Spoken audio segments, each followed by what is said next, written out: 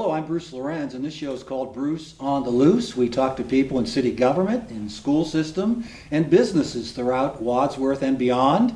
And hope you enjoy this show, and it's really going to be a good one with Matt Hiscock, the Director of Public Service. Safety. Safety. Yes, yeah. I can't get it mixed up there, Sure. Matt. And what about your educational background? Sure. Well, Bruce, thanks for having me, first and foremost. I am a proud 1993 graduate of Kent State University. I have a political science and urban studies and planning degree from Kent State.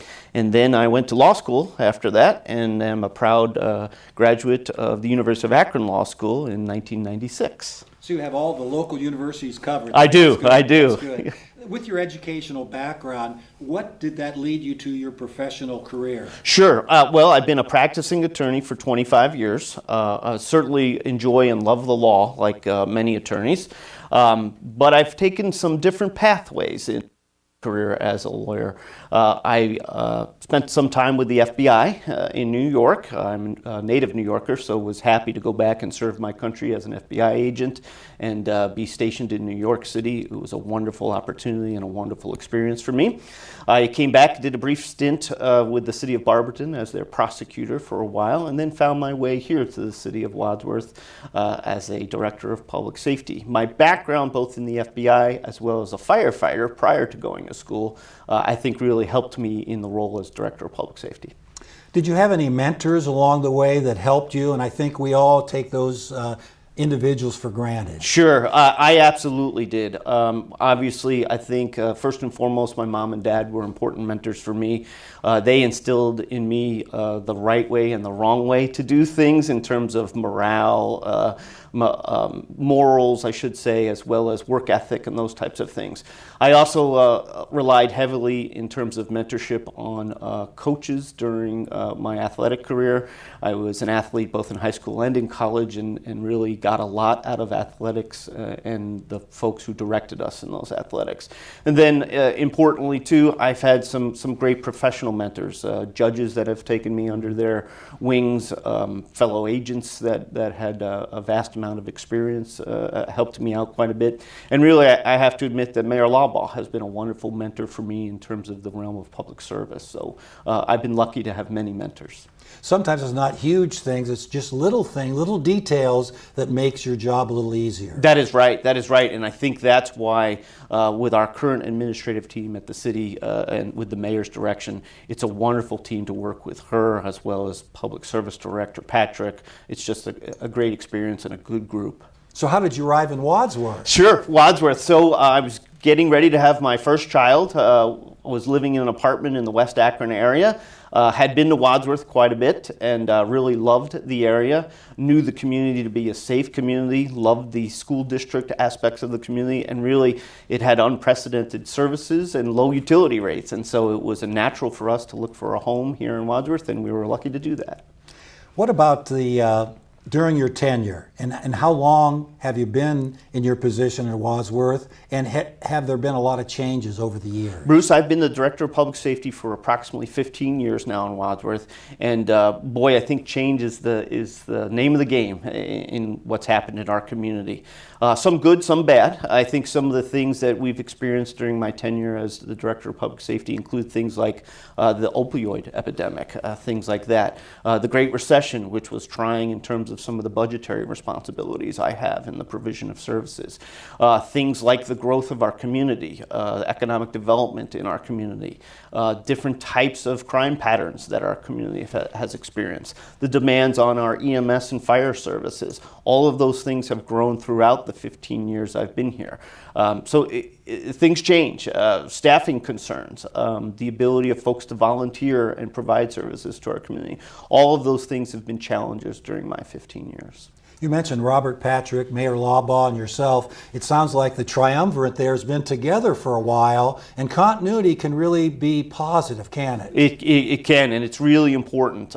Continuity provides stability not only for an organization, but in the services that we provide, it provides stability to the community. So with that leadership group, we've been able to make changes to processes and procedures that have not only been advantageous for the organization, but really expanded the services we provide to the community. And I think because of our stability, because we've stayed as a core group for so long, that's really been a benefit to the way we operate. You mentioned Barberton a few seconds ago, one of your stops along the way. What about working with other communities or the county and state? I would think that is as important today as it's ever been. It really is, Bruce. It's an excellent point, and I think oftentimes overlooked. I have had the opportunity to work on several different occasions with different organizations. One in particular, I'm the past president of the Ohio Association of Public Safety Directors. That is a statewide group that tries to address statewide public safety concerns.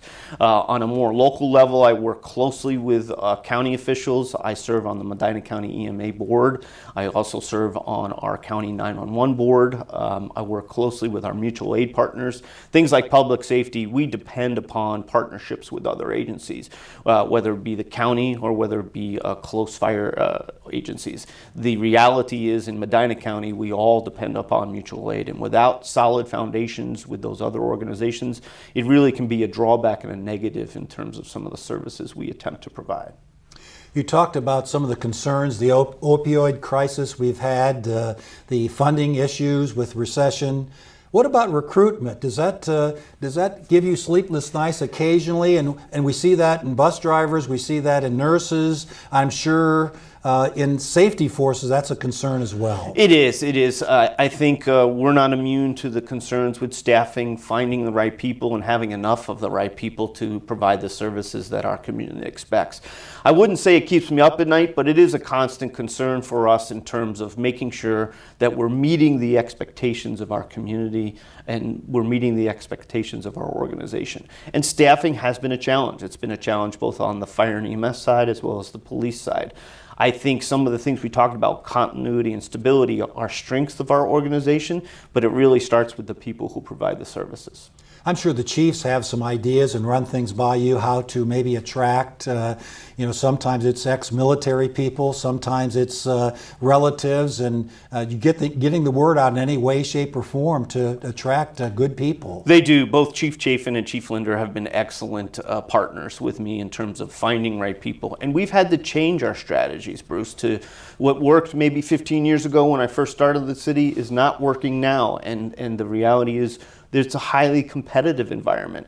When you see policing agencies like Phoenix or Tucson come into our area and attempt to recruit individuals to become police officers, if you see large metropolitan areas come in and try to recruit young people to be members of their fire or EMS services and offering large bonuses to people to get started in those careers, that is a challenge for local communities and smaller communities like ourselves to not only identify our homegrown talent, but keep them here and make sure that they have rewarding professional careers in the safety forces. I was quite impressed with the State of the City message. Your presentation had a lot of information, and I would say a lot of it focused on EMS and the fire departments. Why did it, on the one chart you showed, and I'm not sure if we have that, I think we have some visuals here, that the citizens have asked for EMS help a lot more than they did in the past 4 or 5 years. You're right, Bruce. I think in the State of the City address, we talked about our 2021 yearly numbers. And quite honestly, EMS approached 3,000 calls for service in 2021, a high mark in terms of calls for service for our EMS division. I believe that's a product of our growth, really, and the demographics that we see. It is it's known to many people that we have a large amount of older folks in our community. Older folks usually generate more calls for service for an EMS division. That's the nature of the beast, if you will. The fire and EMS service in general, the majority of calls are EMS oriented. About 85% of our calls are EMS oriented when compared to fire services. So I think it's a normal product of a community. It's a normal product of our demographic being a little bit older. It's a normal product of us having a large number of nursing, assisted living, and independent living facilities. So it's not alarming, somewhat expected, but the demand for those services is what we need to keep up for. And that's why an EMS levy is so important to us and something we're about to embark upon, asking our community for that support. Could you elaborate a little more on that? Is that going to be coming up in the fall? It will be. It is now before council for consideration, and we're looking at potentially placing before the voting public a 3.0 mil levy. That would be a 2.5 mil renewal with a 0.5 increase. And the primary use for that particular levy, Bruce, is EMS only. EMS is both a operational and a capital-based entity, so that levy would provide us for operational costs like staffing costs and increasing staffing, which is really the main focus of this particular levy. And then it would also provide for equipment and services and capital assets, things like ambulances, some of the equipment that our paramedics use and EMTs use. All of those things would be encompassed and covered under that EMS levy.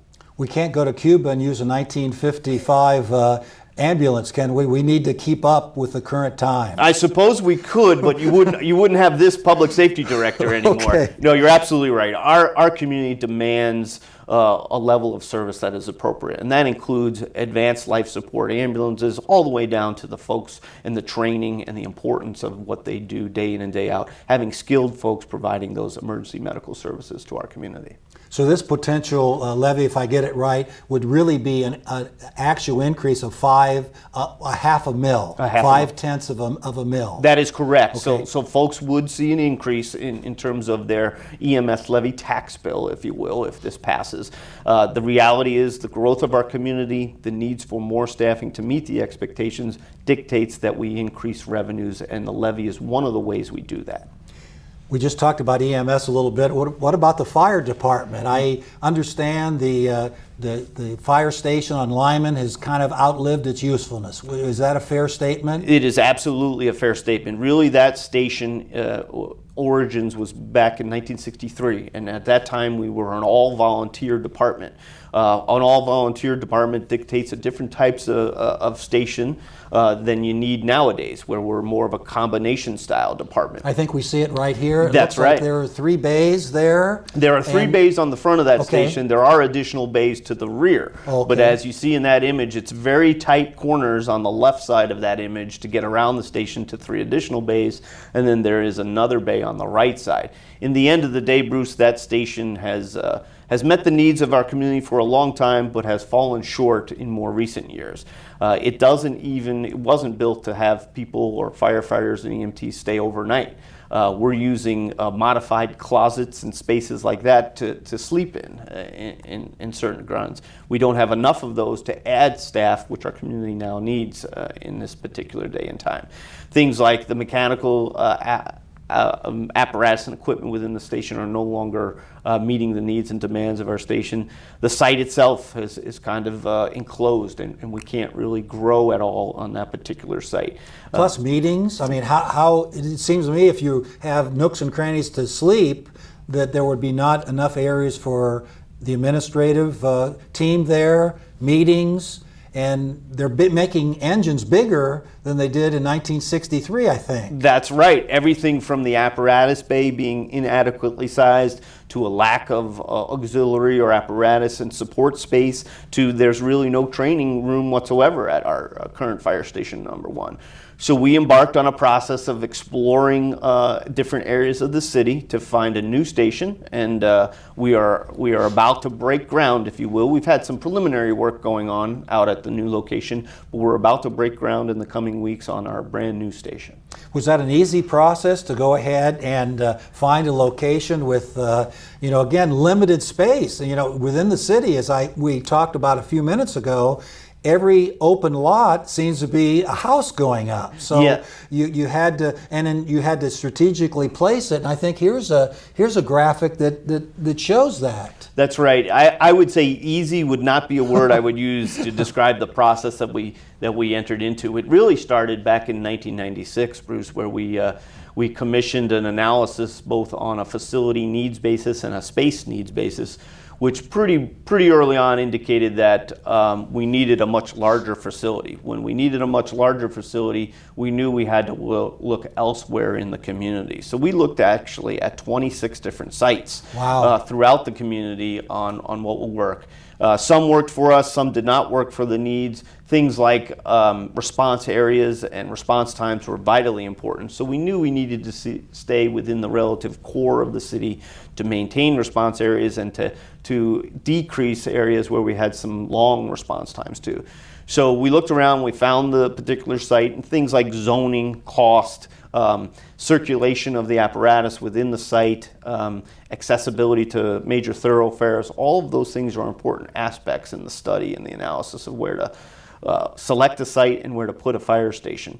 And then other things like being a good neighbor, making sure that we can not necessarily change the nature of what's happening in the particular location, but be a good neighbor and add to some of those benefits. And we thought that the College Street location met all of those requirements for us very well, and we were lucky enough to work with some of the private landowners and their willingness to sell to the city for that purpose. So it was an excellent experience to date. What balances the need from the north? You have the fire station there, relatively new and serviceable. In the south, as you say, you can get to places depending where the emergency is quicker.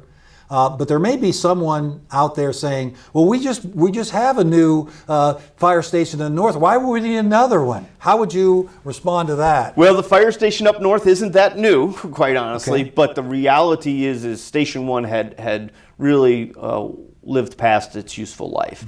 Mm-hmm. We've probably needed for the better part of a decade to find a new location and to move.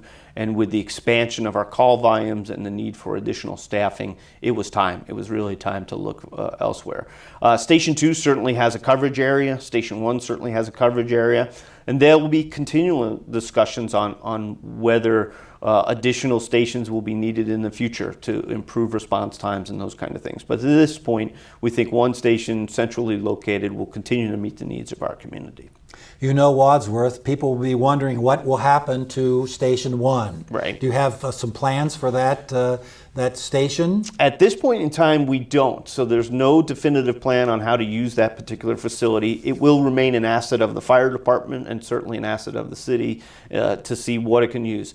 While it might not serve a function as a fire station more, it might serve other departments' needs within the city. In addition, it's a core community lot, if you will, in our downtown area, not far from that. It might have some value economic development-wise also. So there's a bunch of different options open to the city at this point, but no definitive plan on the use of that particular location.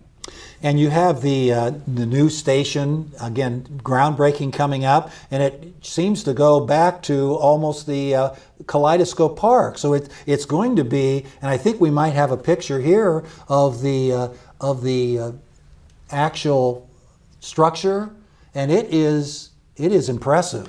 It must have taken years in the planning stages and the architecture. Can you talk about that for a moment? Sure. So it does. The lot is located where the rear of the facility in the lot backs up to Memorial Park. So that's a good thing in terms of circulation and planning for any fire station. That way we have multiple access points if we ever need it. Now, primarily we'll be going in and out of the facility using College Street, but if for some reason College Street was blocked, we do have access through our own property back through Memorial and out through the park that way. Yeah, the process of design of a fire station is very, very unique, as you might expect. As a public safety facility, there are unique demands that facility needs to have. And so the design process started in a conceptual format. It changed in a more definitive way when we got to design phase project, and then it changed again as we moved all the way to the construction document phase. So it was very, very entailed. I like to thank Chief Linder and Assistant Chief Potter and all of the members of the fire and EMS departments who had some say in different aspects of the station. And we're even adding a dispatch center into our station. So our dispatch unit was important in some of their feedback and input on the design of those particular spaces and those uses. I think the firemen and you say the leadership really can buy into it if they had a say-so, and sometimes they, of course, work day to day, and they sometimes know situations that sometimes the architects may forget. They do. We were lucky enough to partner with an architecture firm that has a lot of experience with fire stations, and that was important to us early on in the selection process. But you're right, the users, the end users, the men and women who comprise the fire department, the EMS department, and the dispatch units, they needed to have input in the particular facility. They work it day in and day out. They know the particular needs, and really a fire station becomes the home for those individuals. From a fire and EMS standpoint, they stay there 24 hours at times. They sleep there. They're overnight. It really is their home. And so in order to have input in that type of a facility, we would be wrong not to let the users be involved in that process. And they were. And that helped us get to a really good space and a really good design, in my belief. The fire department comprised of now full-time. Are there some still part-time fire personnel? Yes, we use a combination style fire department model, which means the base support is through full-time firefighter paramedics, but they're supported by some 30 or 40 part-time firefighter or EMT individuals. And that's an advantage for our community because really there are cost efficiencies in that type of model. The issue becomes with declining volunteerism and declining interest in serving in a part-time capacity throughout America, not just in Wadsworth, throughout America. We've found that we're not necessarily staying ahead of the game in terms of meeting the demands and expectations of our community. As I mentioned, with 2021 call volumes in a record year, we needed to find the sweet spot, if you will, Bruce, as to what the right staffing levels. While we're committed to maintaining the cost efficiencies of the combination style department, we need to add more full-time folks that we can depend upon and schedule into a normal schedule. And that's where vital importance of passage of the EMS levy comes into play, because that levy pays about 85% of the salary, wages and salary costs of EMS professionals. And so that's really what we're looking to aim at. That's what we're looking to increase. That 0.5 of a mil would only be earmarked for that purpose. In other words, that won't go, some people get the impression that money goes to the general fund and it was watered down. That is only earmarked for that purpose of EMS services, correct? That is correct, Bruce. We use, in our budgetary process, we separate out EMS revenue and expenses into its own fund, what we call it. And the levy fund is about anywhere between 50 and 54% of the revenues in the EMS department. We take a relatively modern approach to providing EMS services. We don't put the entire cost of EMS services on the taxpayer. What we try to do is spread it out. And while I say it's modern, it's an approach that many EMS agencies use nowadays, and that is spreading the cost of the service of EMS not just to taxpayers, but to users through user fees, as well as looking for alternative options to raise revenue. And we do that through a contract with our Wadsworth Township friends and colleagues to provide them EMS services. So we're able to not put 100% of the cost on taxpayers, but more like 50 to 54% of the entire operation costs are based on the levy. So let me get this straight. So the EMS jurisdiction would go beyond the corporation limits of Wadsworth and go into the townships as well. It does. Both our fires and EMS departments serve Wadsworth Township, and we do that through a contract for services, if you will. So while primarily our responsibility is the city, and within city boundaries, we contract for services to provide to the township. And really, our staff and myself, we think of the township as the city at this point, and we will as long as we have that contract for services. So we make sure that we're providing the same level of service, not only in the city, but to our township friends and families. I'm sure when the Blue Tip Parade happens and the fire trucks are out front and you see a story on Channel 5 that the officers are pushing people out of snowdrifts, it has to make your day, and you have to really feel good about that, Matt. I do. I think, as I said, Bruce, I can't emphasize it enough. The people we have is where it all starts with, and we have an exceptional group of firefighter, EMTs, as well as police officers, and they do day in and day out go above and beyond. Just if you think of a police officer just out there enforcing laws, but they do so much more for our community. If you think of firefighters and paramedics just out there answering calls for service and going back to the station, well, they are out there shoveling snow, helping folks get around our community and providing those extra level of services that we don't always see or hear about, but it's an excellent group that does a wonderful job for our community. And the citizens are very important for their success. If they see smoke at a residence, if they think something isn't amiss, they need to use that dispatch and let people know, let our safety forces know, don't they? You're absolutely right. Public safety in the true form of how it's provided starts with the public in terms of being eyes and ears for the safety forces. And we have a wonderful supportive community. We have a community that not only supports us when times of levy or public sentiment aspects, but we also have a very active community. You know, the old saying about if you see it, report it, we get a lot of that. And that helps us provide really an above average level of service in our community. And it starts with our folks. And the investigation of crimes to businesses or property. Sometimes the investigators can't finish the deal, but with a tip or two, that really helps them, doesn't it? Absolutely. In the law enforcement realm, communications and the public's input makes justice work. And the justice starts with investigations, it starts with police officer activities, and without the cooperation of citizens and the community in general, their job can be much more difficult. So we are lucky to have community members that really step up and assist us. Matt Hiscock, thank you very much for your 15 years plus in your position. And again, you have lots of challenges, and I appreciate all that you do. And again, it's a case where I learn a great deal from this show, and Matt has certainly given us some information to think about and plan in the future. So thank you very much, and thanks for viewing Bruce on the Loose, and we'll see you next week with another good show.